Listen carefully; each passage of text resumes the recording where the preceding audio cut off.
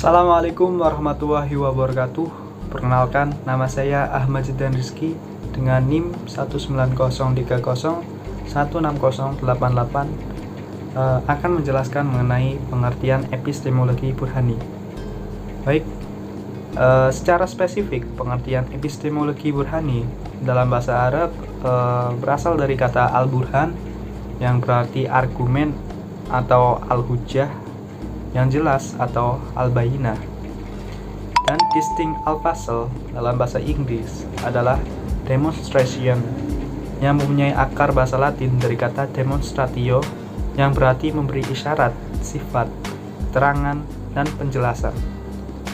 Burhani merupakan aktivitas berpikir untuk menetapkan kebenaran melalui metode penyimpulan atau al-istintaj dengan menghubungkan premis tersebut dengan premis yang lain dan dibenarkan oleh nalar atau telah terbukti kebenarannya.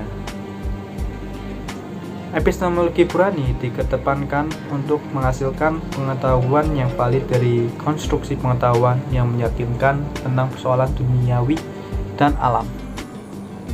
Jadi istilah burhani yang mempunyai akar pemikiran dalam filsafat Aristoteles digunakan oleh Al-Jabiri sebagai sebutan terhadap sebuah sistem pengetahuan yang menggunakan metode tersendiri dalam pemikiran dan memiliki pandangan dunia tertentu tanpa tersandar pada otoritas pengetahuan yang lain. Ia bertumbuh pada kekuatan naluri manusia, yaitu pengalaman empiris dan penilaian akal yang mengikat pada sebab akibat. Berikutnya mengenai asal-usul dan sejarah epistemologi burhani. Nalar burhani masuk pertama kali ke dalam peradaban Arab Islam dibawa oleh Al-Kindi pada tahun 185 sampai 252 Hijriah melalui sebuah tulisannya yaitu Al-Falsafah Al-Ula, sebuah tulisan tentang filsafat yang didasari oleh filsafat Aristoteles. Al-Kindi menghadiahkan tulisan ini kepada Khalifah Al-Ma'mun pada tahun 218 sampai 227 Hijriah. Di dalam Al-Falsafah Al-Ula, Al-Kindi menegaskan bahwa filsafat merupakan ilmu pengetahuan manusia yang menempati posisi paling tinggi dan paling agung, karena dengannya hakikat segala sesuatu dapat diketahui. Melalui tulisan itu pula Al-Kindi menepis keraguan orang-orang yang selama ini menolak keberadaan filsafat dan menyatakan bahwa filsafat adalah jalan mengetahui kebenaran. Kemudian Aristoteles merupakan orang yang pertama yang membangun epistemologi burhani yang populer dengan logika mantik yang meliputi persoalan alam, manusia, dan Tuhan. Aristoteles sendiri menyebut logika itu dengan metode analisis ilmu atas prinsip dasarnya baik proporsi amalia atau categorical proportion maupun syar'iyah atau hypothetical proportion. Pada hakikatnya adalah alat untuk mencapai tujuan berupa aturan-aturan untuk menjaga kesalahan berpikir.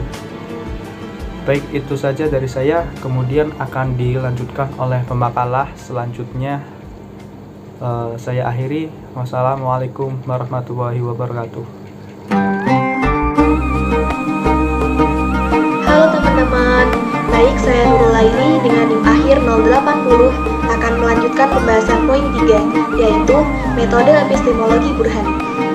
Jadi, pada dasarnya, metode yang dipakai untuk menghasilkan epistemologi burhani yaitu logika atau penalaran rasional, yaitu dengan menggunakan kias burhani atau yang lebih dikenal dengan silogisme demonstratif. Jadi, silogisme burhani yaitu silogisme yang premis-premisnya atau asumsinya terbentuk dari konsep-konsep yang benar yang meyakinkan sesuai dengan realitas bukan nas dan diterima oleh akal. Syarat silogisme atau al-qiyas dapat disebut sebagai burhani. Yang pertama, mengetahui sebab yang menjadi alasan dalam penyusunan premis. Yang kedua, adanya hubungannya logis antara sebab dan kesimpulan. Dan yang terakhir, kesimpulan yang dihasilkan harus bersifat pasti. Tahap pembentukan epistemologi burhani ada 3. Yang pertama, tahap pengertian atau makulat. Tahap pengertian atau makulat yaitu proses awal yang letaknya dalam pikiran, sehingga terjadi pengabstraksian, yaitu aktivitas berpikir atas realitas hasil pengalaman, penginderaan, dan penalaran untuk mendapatkan suatu gambaran. Contohnya, pada penetapan hukum meminum arak dari kurma. Kurma itu kan halal, namun setelah menjadi arak, maka akan memabukkan. Nah, hal itu dinalar lebih lanjut untuk mendapatkan gambaran akan hukum arak. Lalu masuk pada tahap yang kedua, yaitu tahap pernyataan atau ibarat, yaitu proses mengekspresikan pengertian tersebut dalam kalimat yang disebut proporsi atau perbandingan. Jadi di sini, dari masalah tersebut akan dijadikan premis mayor dan premis minor. Jadi di sini premis mayornya, setiap minuman yang memabukkan hukumnya haram. Sedangkan premis minornya, arak dari kurma memabukkan. Lalu masuk dalam tahap yang ketiga, tahap penalaran atau tahlilan. Tahap ini adalah tahap penarikan sebuah kesimpulan.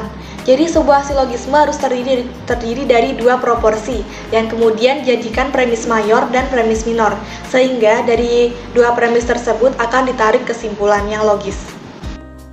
Jadi tadi telah disebutkan premis mayornya itu kan setiap minuman yang memabukkan maka hukumnya adalah haram. Nah, premis yang minor itu arak dari kurma memabukkan, maka dapat ditarik kesimpulan bahwa meminum arak dari kurma hukumnya haram. Demikian.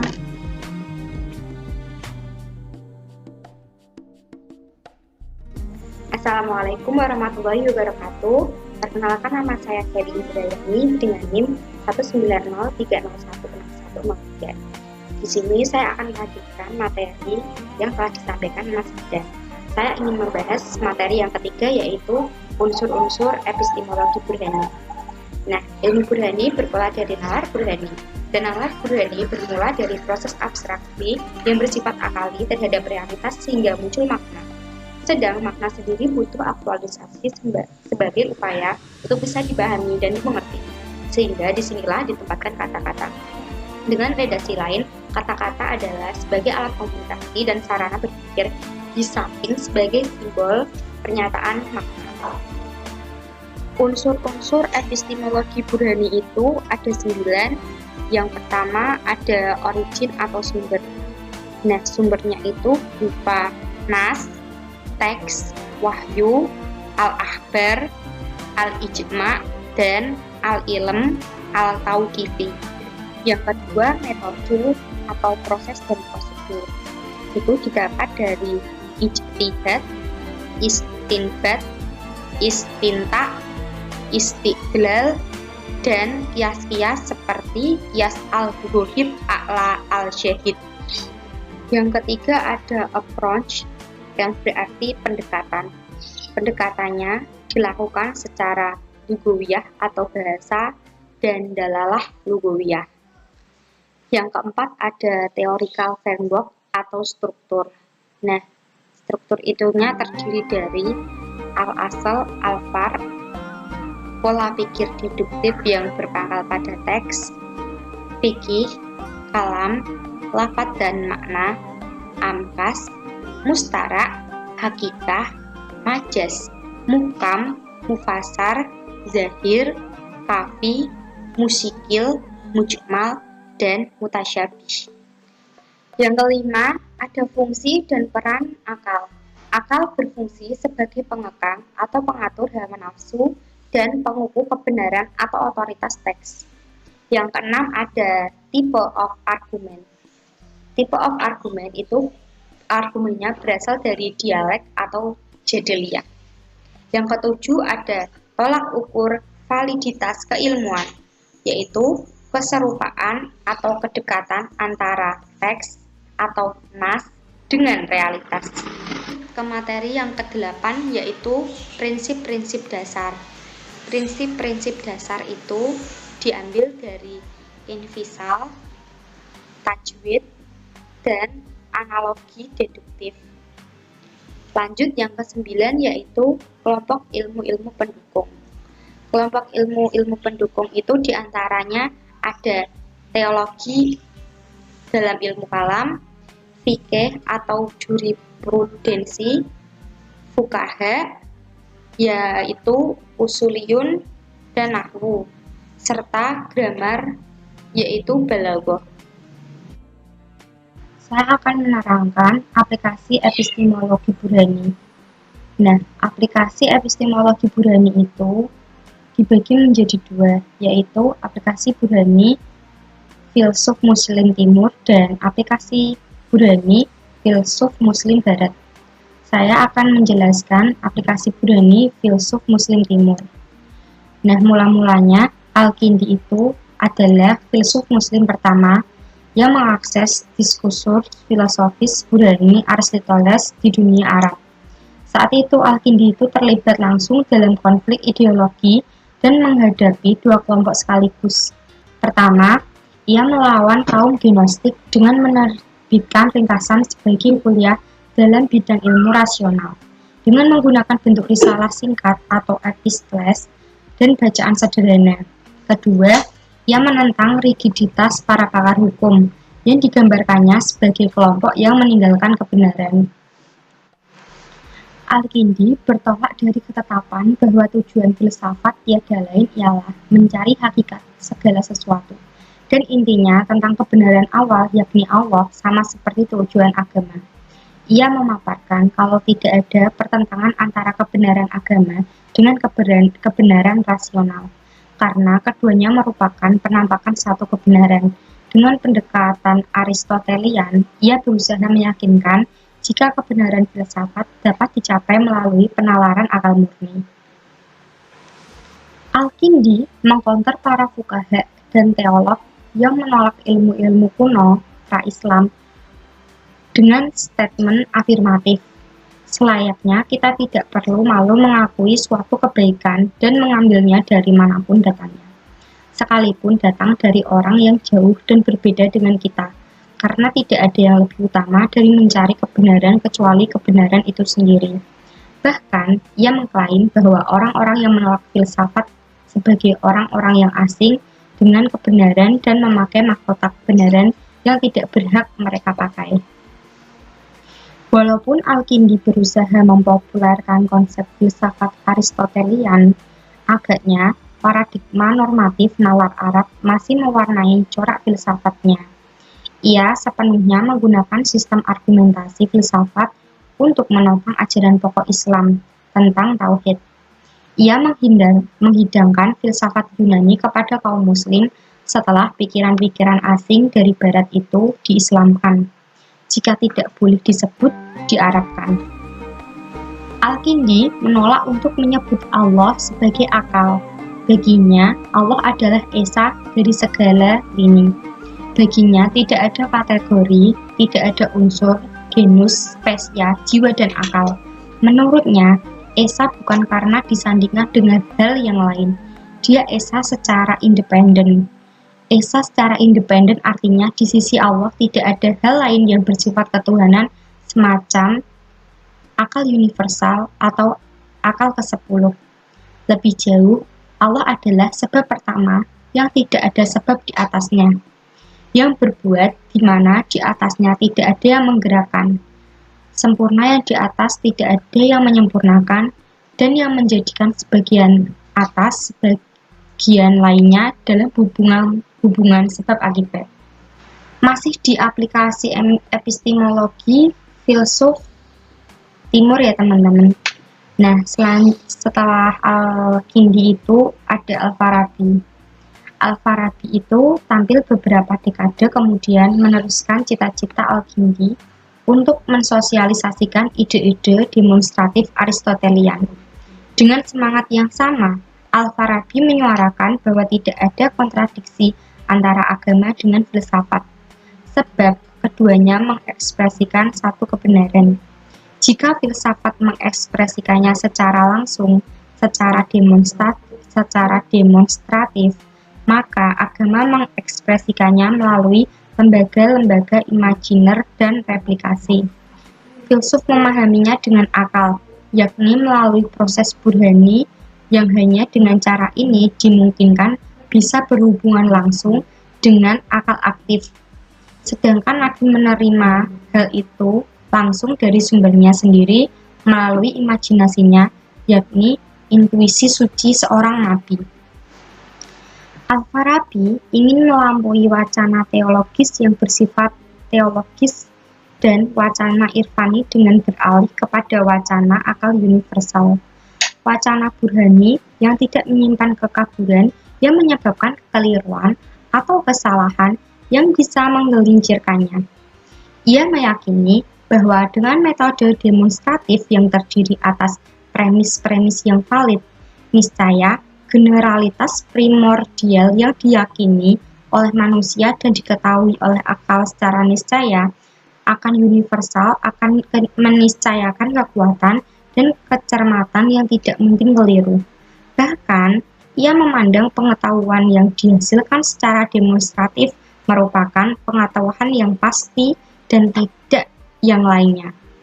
Akan tetapi, Al-Farabi tidak hanya menggagas wacana filsafat, melainkan ia juga membangun pemikiran tasawuf atau irfani. Ciri yang paling khas dari wacana sufistiknya ialah ia didasarkan atas pikiran, bukan didasarkan atas kerohanian semata-mata. Menurut Al-Farabi, kesucian jiwa tidak hanya diperoleh melalui perbuatan badania, melainkan yang pertama-tama ialah melalui pikiran dan pemikiran. Memang ada beberapa keutamaan yang bersifat perbuatan badan, tetapi bila dibandingkan dengan keutamaan pikiran dan bersifat teori, maka tidak ada artinya apa-apa. Dan kalau keutamaan yang pertama merupakan kebaikan, maka keutamaan yang kedua merupakan raja kebaikan. Akal manusia dalam menempuh pertumbuhannya melalui beberapa fase. Akal potensial, akal nyata, hingga akal mustafad atau tingkat limpahan dan ilham. Kalau ia sudah mencapai tingkat akal mustafad, maka ia dapat menerima cahaya-cahaya ketuhanan dan dapat pula langsung berhubungan dengan akal ke-10. Alhasil, dengan ilmu semata-mata dapat menghubungkan langit dengan bumi, antara alam kemanusiaan dengan alam ketuhanan, atau antara malaikat dengan manusia, sehingga manusia bisa meraih kebahagiaan yang maksimal. Ia membincang pula konsep surga dan neraka sebagai persoalan yang sepenuhnya bersifat spiritual. Menurut Fajrul Rahman, wacana sufistik Islam Al-Farabi dipengaruhi Plato, lebih khusus lagi Neoplatonik. Aplikasi yang kedua yaitu aplikasi burhani filsuf Muslim Barat. Yang pertama atau yang ke-1, percaya bahwa Tuhan bersifat eksoteris. Rasul Tuhan tidak sedikit pun menyembunyikan makna hukum dan tidak ada yang rahasia. Semuanya disampaikan kepada umat manusia. Yang kedua, hanya akal universal yang bisa diterima sebagai standar penilaian, penentu, dan otoritas referensial atau logika sebagai keharusan dalam agama maupun ilmu. Yang ketiga, penafsiran agama secara rasional harus mematuhi prinsip dasarnya, yaitu maqasid al-syar'i atau tujuan atau alasan-alasan mendasar membuat syariah. Sekian materi yang dapat saya sampaikan. Saya memohon maaf sebesar-besarnya apabila selama penyampaian tadi banyak ketidakjelasan yang telah saya tuturkan. Jika nanti ada pertanyaan, bisa disampaikan pada forum diskusi. Terima kasih. Wassalamualaikum warahmatullahi wabarakatuh. Saya kembalikan ke pemateri selanjutnya. Baik, saya Nurul Laili dengan NIM 080 akan melanjutkan pembahasan poin 6 tokoh-tokoh dunia Islam yang telah menerapkan epistemologi burhani. Yang pertama ada Ibnu Rushd dalam ilmu kalam dan filsafat. Ibnu Rushd ini berusaha menerapkannya dengan jalan atau cara membela argumen secara kausalitas. Ia menolak pandangan Asy'ariyah tentang prinsip tajwid atau keserbabolehan karena dianggap mengingkari hukum kausalitas. Lalu yang kedua, ada Al-Syatibi dalam ilmu usul fikih. Al-Syatibi ini mengemukakan bahwa usul fikih didasarkan pada prinsip kuliah al-syariah atau ajaran universal agama dan prinsip al-maqasid al-syar'i. Diserupa dengan sebab akibat sebagai pembentuk unsur penalaran burhani. Lalu yang terakhir ada Ibnu Khaldun dalam sejarah ilmiah. Sejarah ilmiah di sini terdapat penelitian, penyelidikan, dan analisis yang mendalam akan sebab dan latar belakang terjadinya sesuatu. Selain itu, mengandung asal-usul, perkembangan, riwayat hidup, dan matinya kisah peradaban manusia. Terima kasih. And you are my life. Oh, oh, oh, oh, oh, oh, oh, oh, oh, oh, oh, oh, oh.